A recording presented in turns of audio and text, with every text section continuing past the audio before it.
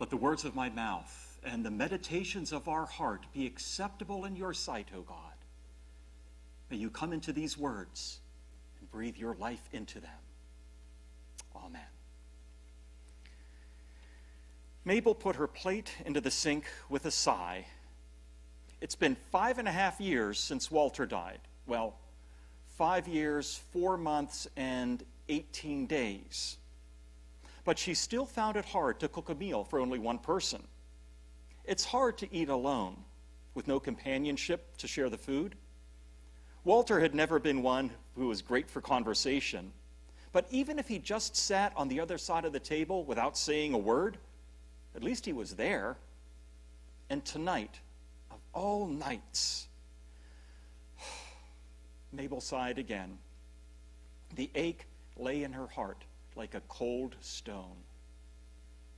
Some people say that eventually you get over the death of someone you love, but some people have never gone through it themselves.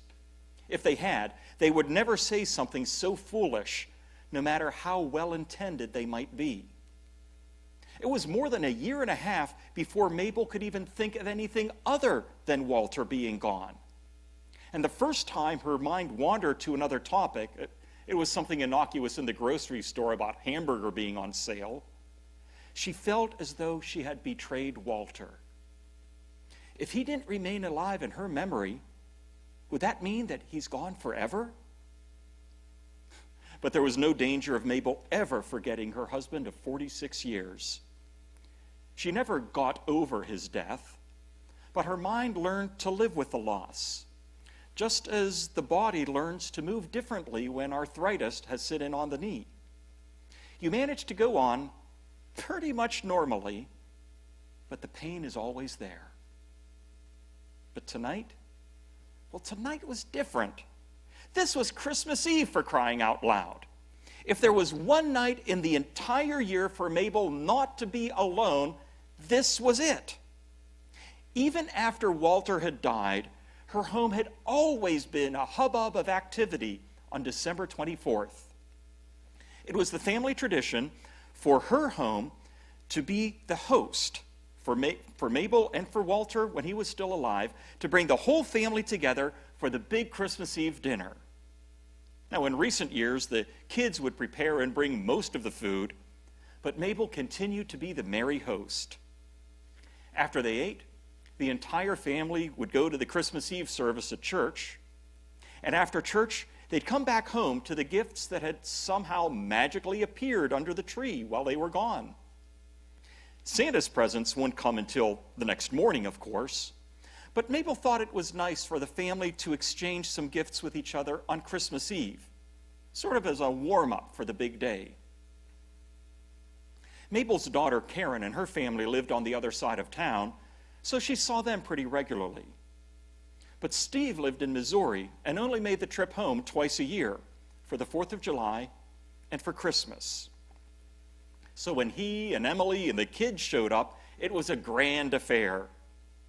They'd spent a lot of time over at Karen's, so the cousins could play and get to know each other, but they'd sleep at Mabel's house because she had the extra room.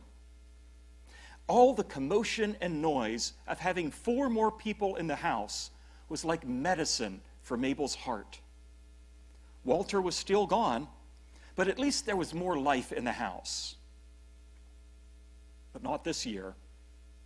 Blast this stupid virus, Mabel thought to herself for the umpteenth time since the pandemic started back in March. Nothing was the same, and she was starting to wonder if it ever would be the same. Steve and Emily didn't want to risk traveling home, so they missed the trip on the 4th of July, and now again on Christmas. Mabel didn't blame them for it, but she sure missed their company. Not being able to see Steve and Emily and Braden and little Melissa, that wasn't even the half of it. Mabel shook her head sadly as she looked at the family photos on the wall as she made her way to the living room. Karen meant well, she was sure, but where had she learned to be so bossy? Mabel had to smile because she knew the answer. It was Karen's father coming out in her.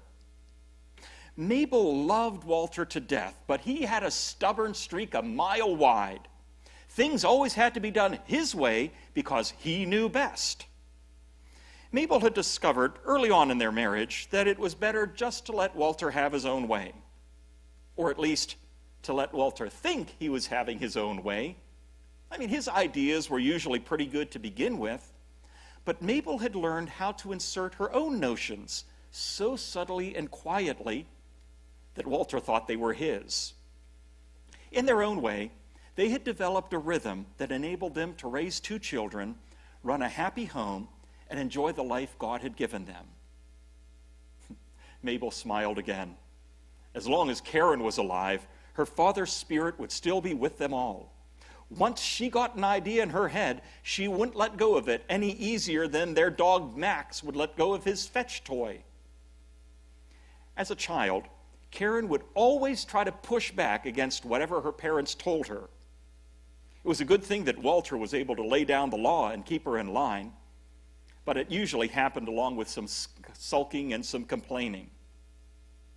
And now, as an adult, Karen was confident and assertive, and Mabel loved this part of her personality. At least, she usually did.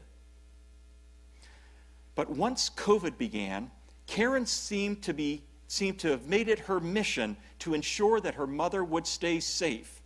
Mabel had strict orders not to leave her house and go out and about. It's just too dangerous, Karen had insisted, even if you do wear a mask and stay 6 feet apart. So each week, for 9 months, Mabel would have to call Karen to tell her what she wanted from the store, and then Karen or her husband Bill would get her groceries and drop them off on her front porch, and after they left, then Mabel was permitted to open the door and bring the groceries inside. At least 1 or 2 containers of ice cream hadn't fared quite so well in Karen's procedures, but all in all, it seemed to work okay. Of course, Mabel could no longer roam up and down the aisles looking for specials or for something new to try out for supper. But at least she was well stocked with her usual familiar fare. It had been a bit better in the summer when Karen and the kids would come over and sit outside with Mabel. Tyler and Travis would play soccer in her backyard or find creative forms of roughhousing in the ways that only 2 brothers can inflict on each other. Karen and Mabel would sit on opposite ends of the porch chatting, but even then, Karen forbade any direct contact. When Travis skinned his knee after his older brother had pushed him out of the apple tree, Mabel's grandmotherly instincts kicked in as she got up to hug him and console him. But Karen had beaten her to the punch. "Mom," she had shouted, "remember the 6-foot rule." So all she could do was wave to him and shout some comforting words. And then, once the warm summer months were over, Mabel was back to looking out of the windows of her home, which now felt more like a prison, as she waved to Karen while she unloaded the groceries on her front porch. Steve did try to keep in touch, but Mabel wasn't sure how well it worked. He was always trying out some new gizmo or gadget, so he sent Mabel some kind of electronic picture frame. Apparently, according to Steve, he could send photos of him and Emily and the kids over the internet into it so she could see the latest things they were doing. It was very simple to set up, he said. "It'll only take you 5 minutes, he said. The directions are easy to understand, he said. Anyone can do it, he said. But after an entire afternoon of frustration, Mabel just put it all back in the box and shoved it into the hallway cupboard. And it wasn't just the pandemic that had fractured Mabel's family. Thank goodness this stupid election is finally over, she thought to herself. When they tried to have some sort of an electronic family get-together on Zoom, politics always seemed to dominate the conversation. According to her son-in-law, her son was a Nazi and a racist. And according to her son-in-law was a communist who hated America. But to Mabel, they were just family. It was hard to keep that in mind as they shouted at each other on Mabel's little screen. She soon lost interest in Zooming. I mean, what was the point? But it wasn't just her isolation from family that had made life so difficult for Mabel this year. Before COVID hit, she had a full schedule of her weekly routine. It started on Sunday, of course, with church. Then Mondays, she would go to Scissors Wizards to get her hair done. Tuesdays was lunch at the senior center, and usually there was some sort of speaker or program after the meal. Wednesdays, she and Shirley would meet for breakfast and then spend the morning, or sometimes the entire day, shopping and visiting. Thursday afternoon was bridge club, and Friday, of course, was laundry and cleaning day. Well, at least Karen hadn't taken Fridays away from Mabel. Now, some hairdresser that Karen had found would show up at her house once a month, wearing a mask, of course, to help Mabel look presentable. She didn't like what the girl did with her hair, but it didn't really matter because no one was going to see it anyway. The senior center was closed, and the bridge club was taking a break until the pandemic settled down. She and Shirley would talk on the phone, but lately they barely even called each other once a week. For a while, even the church wouldn't let anyone in the building. The pastor said they were using Tweetbook or Facetube or something, whatever it was called, to have virtual worship. In Mabel's opinion, virtual meant that it wasn't the real thing. It only seemed to be. And even after the church opened back up, Karen still wouldn't let Mabel go. So she tried to use her phone to watch the service, but it didn't always work every week, and it never felt like real church. Mabel settled into her easy chair near the fireplace and looked at the living room around her. She noticed not what was there, but what wasn't there. Usually, Mabel would transform her living room into a holiday wonderland. She had a collection of wind-up Christmas decorations, everything from a Santa Claus wearing cowboy boots who sang, "You better watch out," to delicate little angels who danced to the tune of the Sugar Plum Fairy. She would hang so many garlands in the doorways and on the windows and down from the ceiling that it seemed as though you had walked into a magical forest. There would be snowmen in one corner, Santa Clauses along the one wall, and angels wherever you looked. When Walter was still alive, he would put together a toy railroad that ran the entire length of the room. And Mabel would turn on so many holiday lights that if you wanted to read, you wouldn't even have to turn on the regular lamps. Oh, and then there was the tree, the enormous Christmas tree that took up the entire corner of the living room. Mabel would decorate it with ornaments that had been handed down to her from her grandmother, with keepsake ornaments that Mabel and Walter had given to each other over the years, with ornaments that Karen and Steve had made as youngsters, with ornaments that Shirley and Mabel's friends from the Bridge Club had given to her. Each ornament carried with it a cherished memory from a special time and a precious person in her life. But not this year. Why bother putting up anything? What's the point? No one's going to see it anyway. Little Melissa isn't going to be here to stare in fascination at the snow globe. Tyler's not going to try to trick his cousin Braden into standing under the mistletoe when his mom walks by. Karen wouldn't make a fuss about everyone having a coaster to put under their cup of her supposedly famous Christmas punch. No, it would just be Mabel, alone, just as she had been all year long. She could watch all the Hallmark Christmas movies she wanted. She could play all the Christmas carols until she turned blue in the face, but nothing was going to change. Here she would sit, alone. Now, she had put out a little holiday basket to put Christmas cards in, and she put a couple candles on the mantle, but her heart just wasn't in it. There was one other Christmas decoration that Mabel had put out. It was a little nativity set that Karen and Steve had given to her, with their dad's help, of course, when they were still in grade school. She had much nicer, fancier nativity sets than this one, of course, but this cheap plastic little manger scene always held a special place in her heart. It was like a softly blinking arrow, gently guiding her spirit through the glorious confusion of Christmas. What really mattered, she knew, had nothing to do with decorating trees and singing carols. It had nothing to do with delicious feasts and exchanging gifts. This is what it's all about. Mabel picked up the old familiar trinket to look at it. The paint on the stable roof had worn through on some of the corners, revealing the white molded plastic underneath. One of the donkey's ears had broken off years ago, and the angel's once glorious halo had faded to a dull yellow-brown.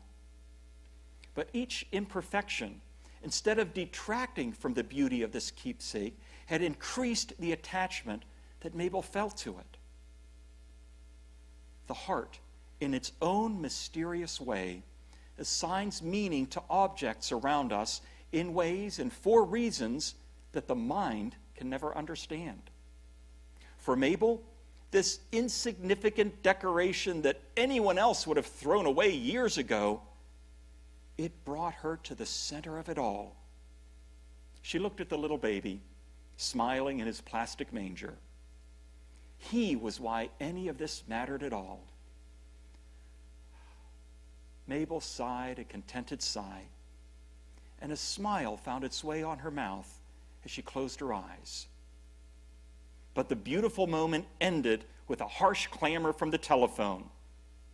A wave of irritation washed over her. She answered it. "Hello?" "Mom," said the tiny voice in the phone. It was Karen. "Mom, are you ready to watch the Christmas Eve service on your phone?" Mabel glanced up at the clock. It was 7:28. "The service is going to begin in a few minutes. You're going to watch it, aren't you?" Mabel had completely forgotten about the Christmas Eve service. It was part of a world that was foreign to her this year. The world of Christmas laughter and hugs and kisses, of carols and candles and prayers. It belonged to a Christmas of being together. It was not part of this Christmas. Karen sensed her mother's hesitation, but she misinterpreted the reason for it. "It's not that hard to do, Mom. Bill has it all set up for you on your phone. All you have to do is turn it on and click that little button on the bottom right." Well, Mabel knew better than to argue with her daughter. "Yes, Karen, I know how to do it. I'll watch the service." And with that, she hung up. It amazed Mabel how watching the Christmas Eve service on her phone could feel so strange, yet so familiar. As she could see the front of the church, looking as it always did at Christmas, with the Advent candles and the Christmas tree, the beautifully arranged poinsettias. But seeing it on her phone was like peering through a telescope at her own life.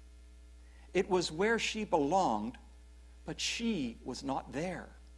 For all of the glitz and glamour of technology, she was still here, in her house, cut off from the world, alone. Or was she? Mabel glanced up at the cheap little manger scene and saw the plastic baby Jesus smiling back at her.